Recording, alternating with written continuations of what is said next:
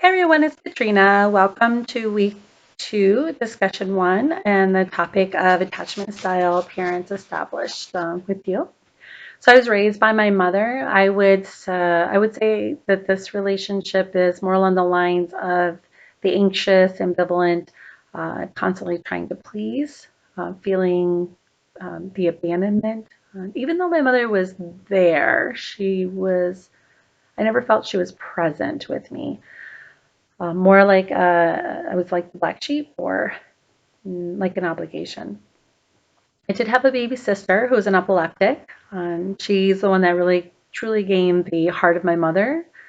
She didn't, after working with all of the medical stuff with my sister and the level of attention that she needed, my mom really just didn't have anything left for me.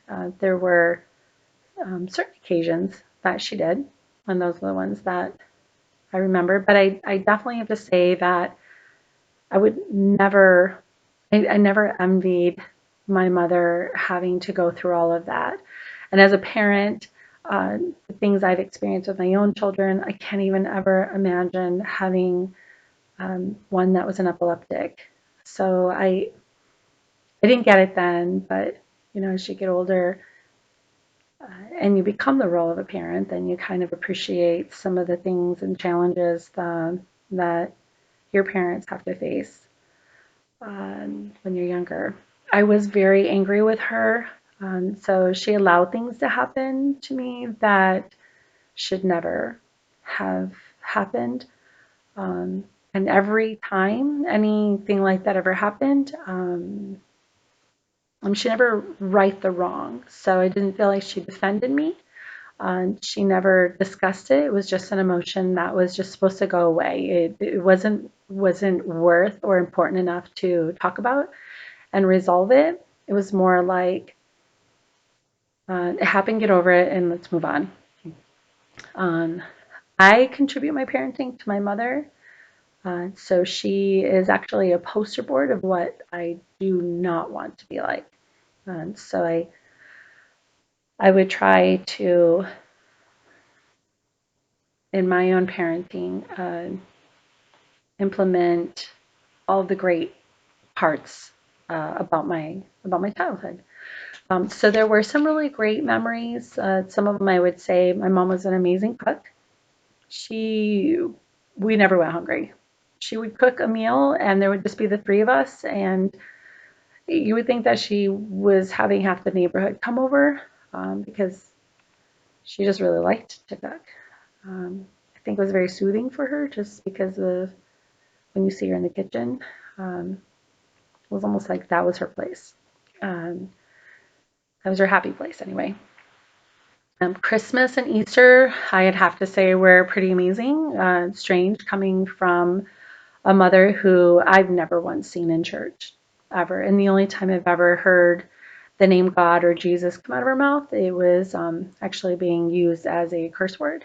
So a little interesting that she made those occasions pretty phenomenal.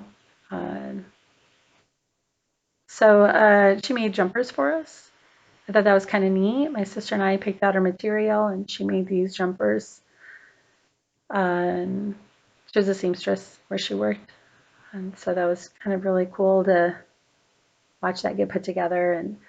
And the picnics that she would put together, we would go to this park on this one particular location, and it was a lot of fun. I remember hanging out there and playing with my sister. So again, just some pretty great memories that I desperately hold on to because there's not a whole lot of them.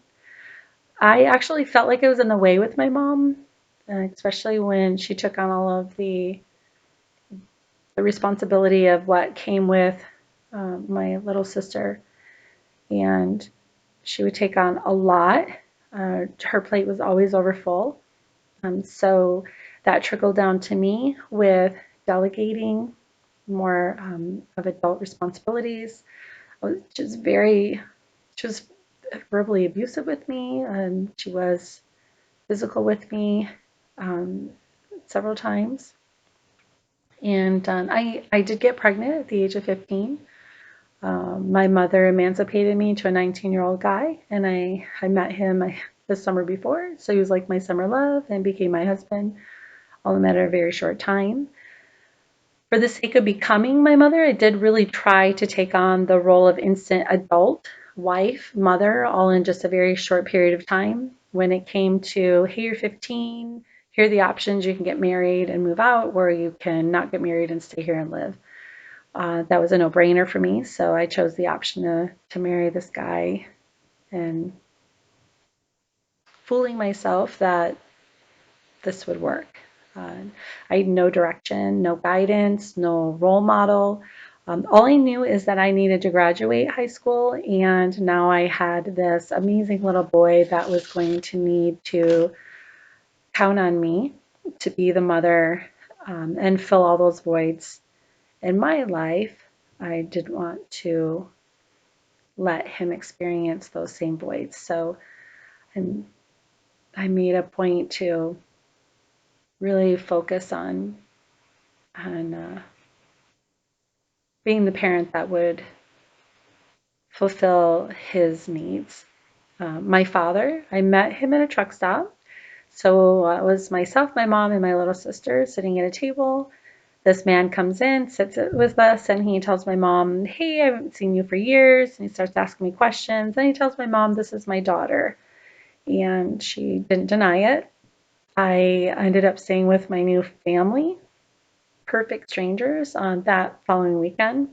Super uncomfortable. Visitation with my dad was at the discretion of my mother.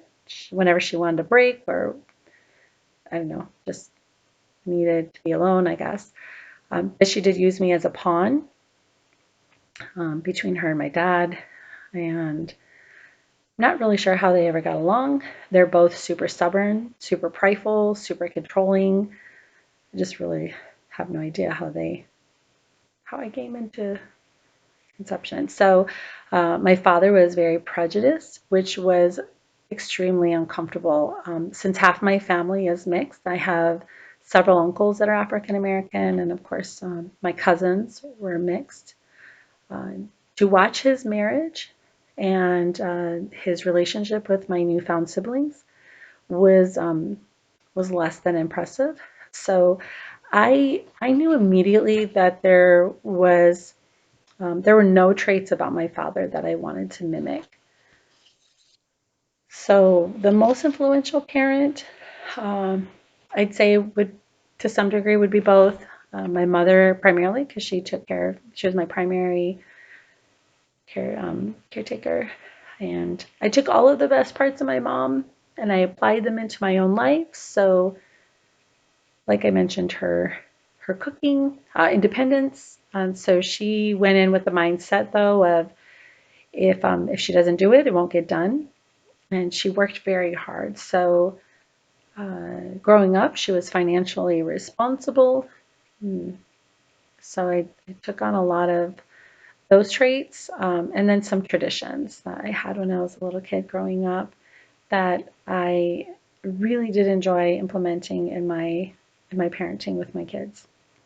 But then I took all of the other parts and formulated how I could use those experiences to be the best me for others. So for my kids or family, friends, but for sure my husband. And I believe my experiences is probably how I developed my love language of acts of service. I actually think a majority of my life I would do that, seeking some sort of approval, trying to be good enough. And then there was a point where I realized that when it was even prior to relationship with coming to Christ, that I started to convince myself, and that's probably the best word, convince myself that I was a better me than I believe I am. And so I would have those conversations with my kids about, you guys are amazing, and just always encouraging them. And in doing that, it encouraged me because I had to be a role model for them. And I can't explain to them how amazing they are and how great they are about and how they just give it their best and then not be that example. Uh, but I have to say that my relationship with my husband, the first 13 years of our relationship, we weren't married, and we were blessed to come to Christ together, which was pretty amazing uh, because it has just been an incredible journey together in our marriage. But it was incredible being able to find our relationship with Christ as an individual and then to come together as a couple.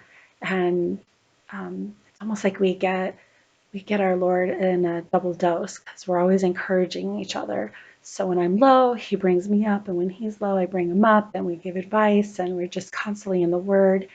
Um, that I think is the greatest strength, and solidifies everything that happened in the past, to where you just realize that sometimes people make the decision that they make and they wish that they can make different decisions, or maybe they just don't know how to be different.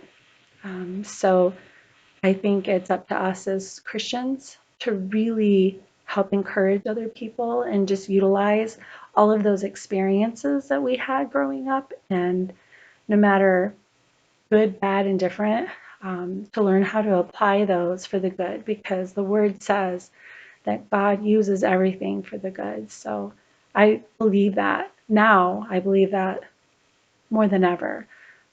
Anyway, I can get really super long-winded, so I'm so sorry. And I look forward to having like us get together on Saturday. I think we're getting together and hopefully get to meet some of you. All right, have a great night. Thank you. Bye bye.